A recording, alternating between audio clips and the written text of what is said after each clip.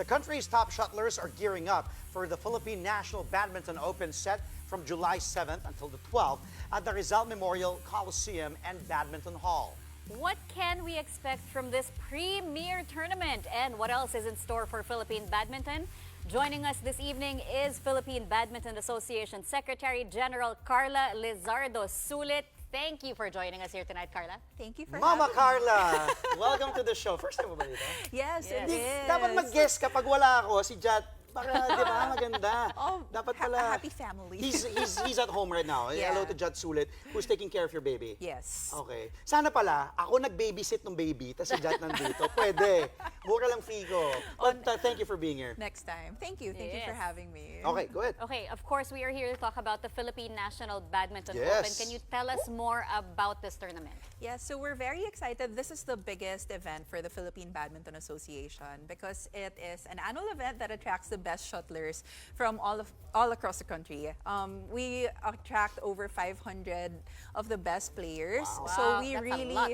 yeah, it's a lot of action, jam-packed from July 7 to 12. So this is happening at the Rizal Memorial Coliseum and Badminton Hall. And we understand that this tournament also plays a big role in dito yung papasok kasi alam naman natin, 'di ba, yung mga ranking even naman pag sa different sports, even Yes. 3 and 3, they hold these particular national tournaments to see where these players rank. Yes, Diba? exactly. So they have to participate para at least sa ranking, and then eventually important for their careers yung mga aspiring mag-compete abroad, internationally also. So tell us about how significant and important, syempre, playing in this tournament will be, especially for our future national athletes as well. Yes, the Philippine National Badminton Open is a Super 1000, so it's the biggest source of points in our local ranking system. So definitely, if you wanna get a shot at becoming part of the national team, this is it. The coaches are there, the national team coaches are there, of course. The national team players play. So for them, it's kind of like a gauge of how much they've improved, and it keeps them on their toes because they have to really dominate to really secure their spot in the national team.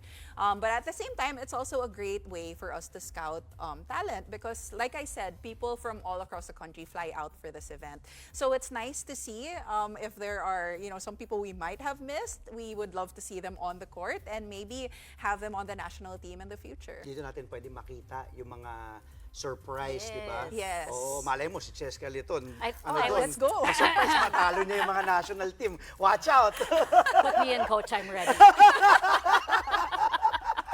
Smash! But see, this will lead me to my next question because go. this is one of the richest tournaments on home soil. Yes. There is a 1 million peso prize. Woo! 1 million pesos. So, is it too late for me to learn by July 7?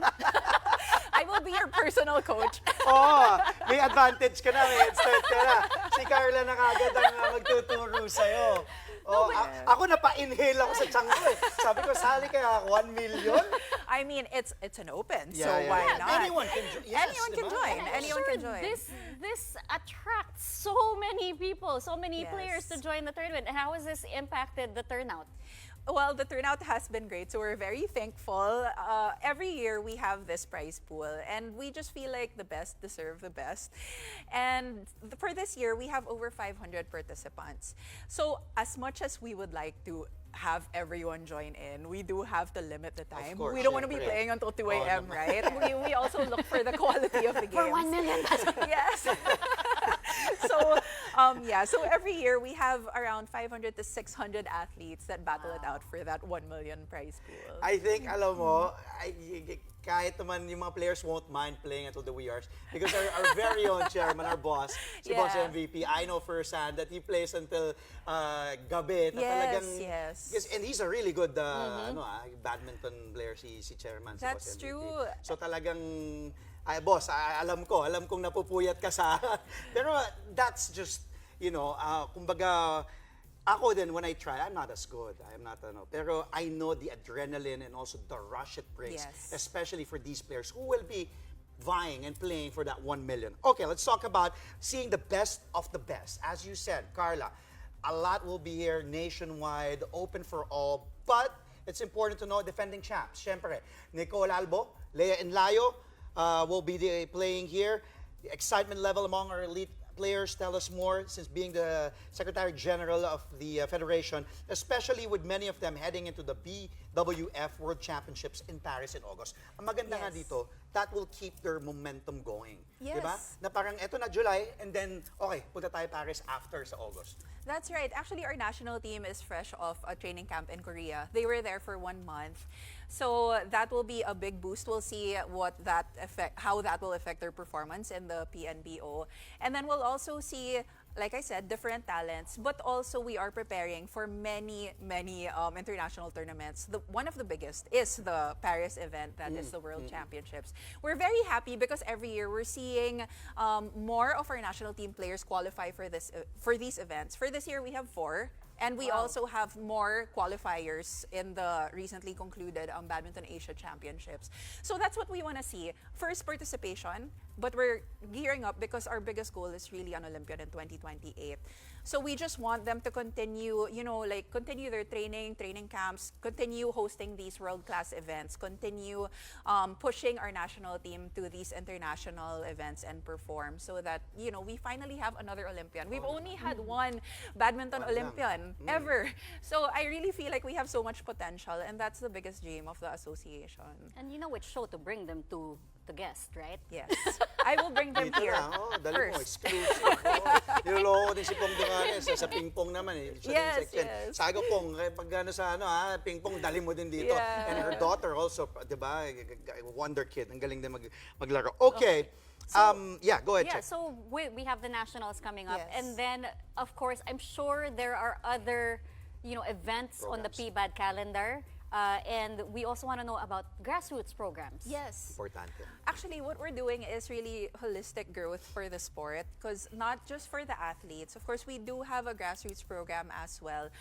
One of which is the Shuttle Time. It's actually in line with the Badminton World Federation, which is where our tutors go to different public schools across the country. Shuttle Time. Yes, it's called Shuttle Time because it's so important for PE teachers and teachers that teach the sport to the younger kids. Tama yung tinuturo. Yeah, maganda agad yung foundation. So that's a big grassroots push for us. We also have coaches education, Malaki yun. also in line with the World Federation. We also have our first technical officials workshop that's happening in conjunction with the Philippine National Badminton Open. So we're already training coaches, officials, para everything, improves at the same time, along with our athletes. So aside from our senior team push, we also have our junior push because we have a regional series. So Luzon, Visayas, Mindanao, and then a National Junior Open is also happening. So they have a lot of avenues to be able to showcase their skills. Galing mo, Sekjen. Yan ang Sekjen.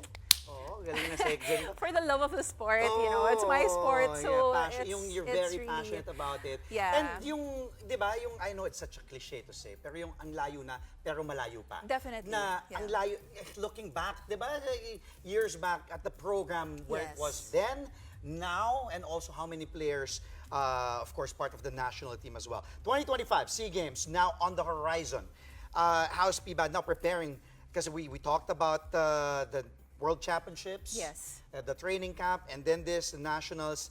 But how about preparing for the SEA Games? Kumbaga, where are we in preparation at this point? Actually, the Korea camp was already In part. line, yeah, Yes, yeah, in yeah, line. yeah. There will be another camp leading up. We're still deciding which Asian country. We're trying to avoid yung mga makakalaban natin. So we'll see. We'll finalize a month before. But of course, the Philippine National Open is also scouting ground because we do need more players for the Southeast Asian Games. We need a bigger lineup. So our national team coaches will also be scouting here to see who we can invite to join our training and maybe be part of the Southeast Asian Games for this year in Thailand. And of course, we have our program director who is a badminton legend, Coach Kenny Asuncion Yeah, Robles. yeah, She will also be there. So we'll see. We'll see. It will also be a big scouting ground for us. Nice. You have your work cut out for you in the upcoming I know. tournament. So many things are happening. But yeah, before we let you go, please invite fans to come watch or support, and of course, any possible players who still might want to join.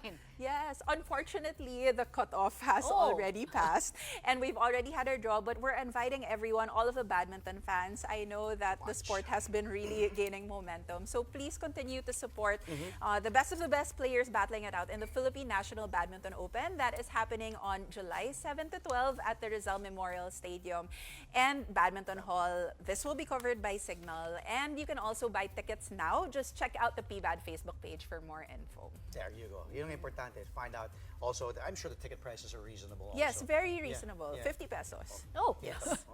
There you go. So please join us. Kaya. Na-excite si yung floor director natin si Odi. Na-excite Thank doon. you Sagot so ko na much. ticket mo, Odi. Sagot ko na. Kaya. Thank you so much for joining us. Thank That you. was Thank Philippine you. Badminton Association Secretary General Carla Lizardo Sulit. Abangan natin yung anak nila ni Jad. Yes. Feeling ko magiging future Olympian yung prodigy.